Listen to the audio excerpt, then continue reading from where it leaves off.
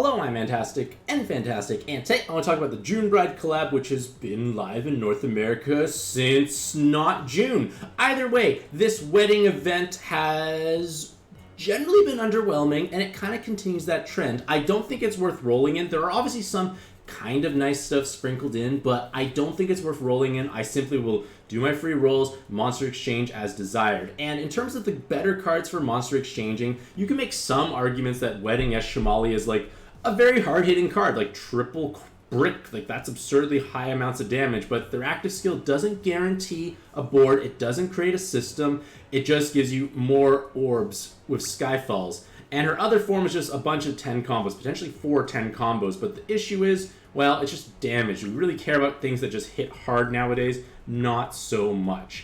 The Pixel form has kind of a unique active skill on a 6-turn cooldown. It's got 3 turns of damage absorption cancellation. That's pretty wild in all honesty, but the Awakenings are kind of like a weird mesh of weird stuff. Either way, it's something. Wedding Scheat, this form I evolved it in because it's got 8 skill boosts.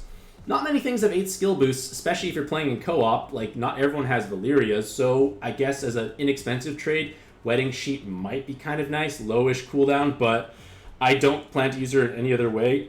I'm just going to have her sitting in that form because the active skill doesn't accomplish anything useful. Sure, this hits hard, but the active skill doesn't actually accomplish anything. So it's kind of like, yes, you do have Levitate, you do hit hard, but the active skill doesn't solve mechanics or problems.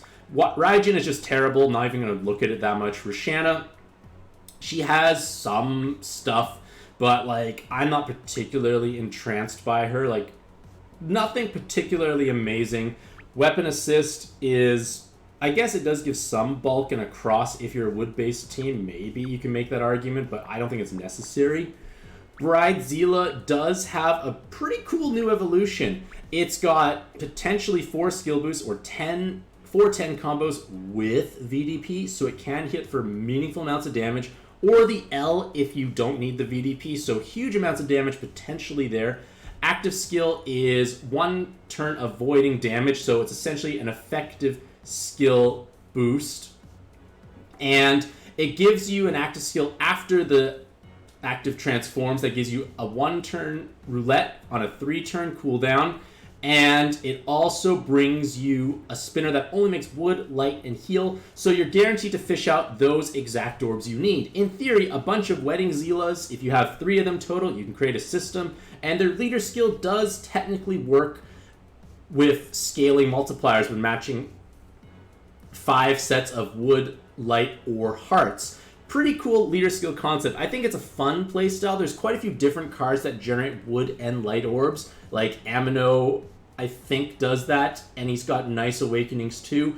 In theory, like your Geats does have follow-up attack, but I guess you could just make regular follow-up attack here. Like there are some potential pairings you can make. Hits for incredibly hard. She is pretty, but I feel like if you are going to make a 7-star or high top rarity trade, maybe if you like wood VDP teams, you might like Yuri because she can have up to 5 VDPs, which is pretty outrageous. She has a huge RCV stat to take advantage of the enhanced heart orbs, and she also has 40% HP healed every turn for 6 turns on a 6-turn cooldown, which means you potentially don't need to match hard orbs that often, or if your team struggles with healing, it greatly offsets the need to keep healing. And again, because she has so many VDPs, she will hit incredibly hard, low base cooldown to easily inherit over top of. Something to consider there if you like wood VDP teams. And then Bride Phenom is probably the most phenomenal of this 9 stars because she can function beautifully well on C-Tona teams, has the right colors, has Levitate Super Awakening, has immense personal damage because 3 attributes work. She also works well on Toka teams, quite a few different teams that match 3 or more colors she can fit well on. And in theory, not-to-yoke teams could use it. You just say like, well, I don't care about the light attribute, which is kind of underwhelming, but you do get 2 turns of Void or Piercing through the damage Void, and you give yourself 2 times attack for all allies. So everyone's attack is buffed, so you don't have to worry about these attack downs that do happen periodically. So if you are interested in a top rarity card, I think Phenom is probably going to be your best investment. and that's probably what I'm going to make a trade for. And then I guess overlook the weapon assist for Raijin. It does technically work for New Year's Fair Rule if you need to have bulk with follow-up attack. You might have other options to get follow-up attack, but it's an option if you play New Year's Fair Rule. But either way, as a whole, I think it's definitely a trade-only event. I do have, like, a free roll. I haven't done the other ones, but... where is it? Here it is. I don't think very highly of this event. I think it's going to be Diamond? No, it's not going to be Happy, unfortunately. I do have that. So yeah, like, rolling bad, trading good. With that being said, hopefully all you lovely ladies and gentlemen have a truly fantastic day.